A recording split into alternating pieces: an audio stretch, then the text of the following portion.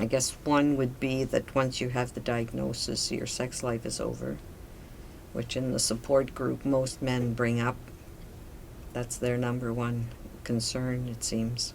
Part of the reason for my husband not wanting to talk about it was then they'll think it's not Vince anymore, but the cancer guy.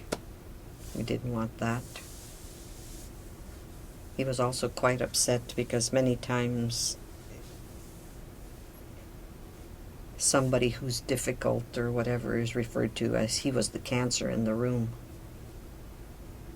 And that particular day he was quite distressed because that's the perception that cancer, you're bad. And one of the support groups said instead of just calling it cancer, they should say cancers, because there's so many different types. And some are quite bad and some are not so bad, so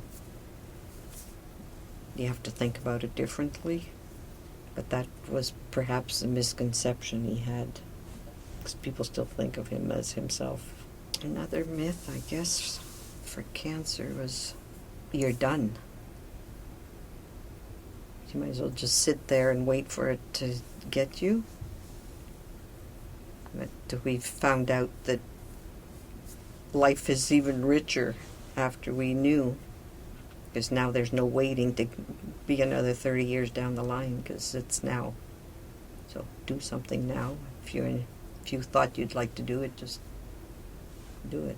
And everybody dies from cancer, I guess, is the myth.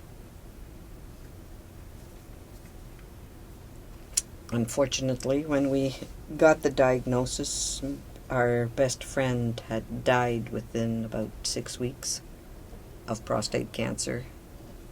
He was the same age as my husband, so that made it somewhat more difficult. And my own sister had died of ovarian cancer about a year and a half before. Hers was found stage 4, so it was fairly quick. So that's sort of in your mind, which is why I wanted him to just get it removed and save himself early. The biggest problem for them is that their masculinity is compromised.